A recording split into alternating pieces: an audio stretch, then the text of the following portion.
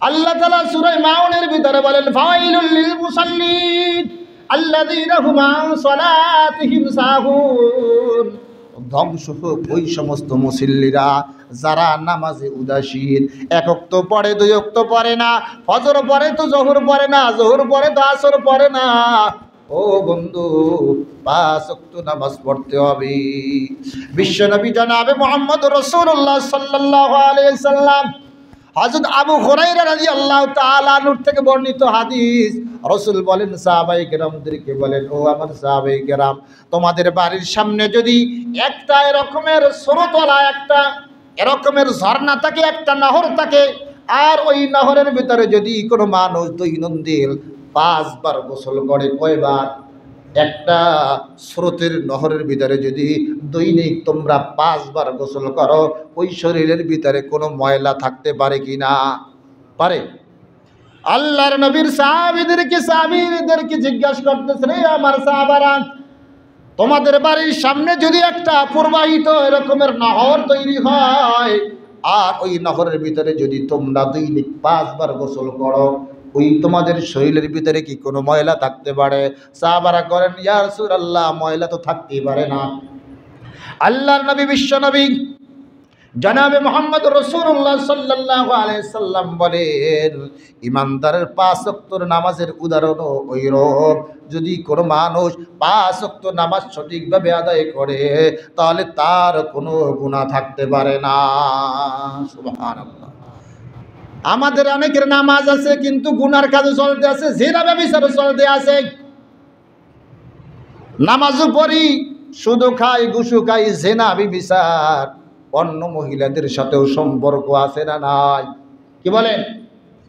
আছে। মোবাইলে কথা বললেই বোঝা যায় আপনি মায়ের সাথে কথা বলেন না, স্ত্রীর সাথে কথা বলেন না, বোনের সাথে কথা বলেন না, পরক্রিয়া করেন। যদি জ্ঞানী হয়, আরবিতে একটা প্রবাদ আছে, লিল আকিলি তাকফিহিল ইশারা, জ্ঞানীর জন্য ইশারাই যথেষ্ট। মোবাইলে কথা বললে বোঝা যায় না মোটামুটি? পাশ দিয়ে যদি আপনি হ্যালো বলেন আর কথার সাউন্ড যদি কমে যায়, মায়ের সাথে কথা বললে কি কথার সাউন্ড কমবে? কি বলেন? কমবে না বাড়বে? এই জন্য বন্ধুগণ, আমাদের নামাজের অবস্থা এমন, আল্লাহ তাআলা এরকম ভাবে 21 নম্বর পারার ভিতরে বলেন, ইন্নাস সালাতা তানহা আনিল ফাহশাই ওয়াল মুনকার, নামাজ তোমাদের অশ্লীল বেহায়াপনা কাজ থেকে তোমাদেরকে ফিরাইবে। কিন্তু দেখা যায় অনেক ভাইরা নামাজও পড়ি কিন্তু গুনার কাজও তো ছাড়ি না। তার মানে বোঝা যায় আপনার আমার নামাজ এখনো কবুল হয় না। যদি নামাজ কবুল হয়, তাহলে আপনার আমার দ্বারা গুনার কাজ হবে না। হযরত আবু যর রাদিয়াল্লাহু তাআলা আনহু তিনি হাদিস বর্ণনা করেন, রাসূল সাল্লাল্লাহু আলাইহি ওয়াসাল্লাম শীতের মৌসুমে এরকমের একটা গাছের ডালের উপর এরকমের হাত দিলেন, হাত দেওয়ার সাথে সাথে গাছের পাতাগুলো পড়ে গেল। শীতের দিনে গাছের পাতা পড়ে যায়। আল্লাহ রাসূল সাহাবাদেরকে জিজ্ঞাসা করলেন, হে আবু যর, কোনো মানুষ যদি 5 ওয়াক্ত নামাজ সঠিকভাবে পড়ে, তাহলে এই গাছের পাতাগুলো যেমনিভাবে আমার হাত রাখার সাথে সাথে পাতাগুলো ঝরে গেল, ইমানদার যদি 5 ওয়াক্ত নামাজ পড়ে, তাহলে তার গুনাহগুলো এমনিভাবে ঝরে যায়। সুবহানাল্লাহ। এই জন্য বন্ধুগণ, 5 ওয়াক্ত নামাজ পড়তে হবে। আল্লাহ রসুল জনাবে মুহাম্মদুর রাসূলুল্লাহ সাল্লাল্লাহু আলাইহি সাল্লাম অন্য হাদিসের ভিতরে বলেন, কোনো মানুষ যদি 5 ওয়াক্ত নামাজ সঠিকভাবে সংরক্ষণ করে, সঠিকভাবে নামাজের পাবন্দি করে, একাগ্র চিত্তে মনোযোগ সহকারে 5 ওয়াক্ত নামাজ পড়ে, খুজুওয়ালা নামাজ পড়ে, রুকুটা সঠিকভাবে করে, সেজদাটা সঠিকভাবে করে, আপনার আমার যে বর্তমানে নামাজের অবস্থা, এমন নামাজ পড়েন আপনারা আমার চাইতে তাড়াতাড়ি কেউ সূরা পড়তে পারবে? এই জায়গায় কেউ আছে? আমি যত তাড়াতাড়ি পড়তে পারবো, কেউ আছেন যে আমার চাইতে তাড়াতাড়ি পড়তে পারবে? দেখা যায় আমরা নামাজ পড়ে, ইমাম সাহেবের নামাজ শেষ হয় নাই, এদিক থেকে মসজিদ খালি। এশার নামাজের সময় বেশিরভাগ সময় দেখি মসজিদ খালি হয়ে গেছে, আমার বেতের নামাজ শেষ হয় নাই। কি দিয়ে নামাজ পড়লেন? অনেকে বলবে, হুজুর আমি তো সূরাই পারি না, কি দিয়ে নামাজ পড়লাম? শুধু সেজদা দিলেন আর দাঁড়াইলেন, এই নামাজে কি কাজ হবে ভাই? আপনার আমার নামাজ পড়ার জন্য তো সূরা কেরাত লাগবে, লাগবে কি লাগবে না? কি বলেন? সূরা কেরাত ছাড়া আপনি দাঁড়াই রইলেন, আপনার এই নামাজে কি জান্নাতের চাবি বানানো যাবে? জান্নাতের চাবিওয়ালা নামাজ লাগবে। আল্লাহ রসুল জানাবে মুহাম্মদুর রাসূলুল্লাহ সাল্লাল্লাহু আলাইহি সাল্লাম বলেন, আসসালাতু মিরাজুল মুমিনিন, নামাজ হলো মুমিনের মিরাজ। মুমিন বান্দা যখন নামাজে দাঁড়িয়ে যায়, বান্দার মাঝে আল্লাহর মাঝে আর কোনো পর্দা থাকে না। একমাত্র আল্লাহ তাআলার নিকটবর্তী হওয়া যায় সিজদার মাধ্যমে। কিসের মাধ্যমে? আল্লাহ তাআলা বলেন ওয়াসজুদু ওয়াকতারিব, তোমরা সিজদা করো এবং আল্লাহ তাআলার নৈকট্য লাভ করো। সুবহানাল্লাহ। সিজদার মাধ্যমে আল্লাহ তাআলার সবচেয়ে নিকটবর্তী হওয়া যায়। শয়তান যে শয়তান হয়েছে, কয়টা সিজদা দেয় নাই? কয়টা দেয় নাই? একটা সিজদা না দেওয়ার কারণে ও যে শয়তান হয়ে গেল। ও 2 মিনিট আগেও কিন্তু শয়তান ছিল না। 2 মিনিট আগেও শয়তান ছিল না। কি ছিল? মুআল্লিমুল মালাইকা, ফেরেশতাদের উস্তাদ ছিল, শিক্ষক ছিল। আর একটা সিজদা না দেওয়ার কারণেই ও কি হয়ে গেল? শয়তান হয়ে গেল। আপনি আমি যে আল্লাহর হুকুম 5 ওয়াক্ত নামাজে সিজদা দিতে হবে, আপনি আমি যে কতগুলো সিজদা দেই নাই, আমি কি শয়তান হওয়া বাকি আছি নাকি? কি বলেন? নাউজুবিল্লাহ বলেন সবাই। আপনারা কেউ শয়তান হইতে চান? আল্লাহ রসুলের আরেক হাদিসের ভিতরে পড়লাম, আল্লাহ রসুল বলেন, কোন মানুষ যদি ফজরের নামাজের উদ্দেশ্যে মসজিদের দিকে যায় অথবা নামাজ পড়তে যায়, ওই লোকটা কেমন যেন ইমানের ঝান্ডা নিয়ে বের হয়। কি নিয়ে বের হয়? ইমানের ঝান্ডা নিয়ে বের হয়।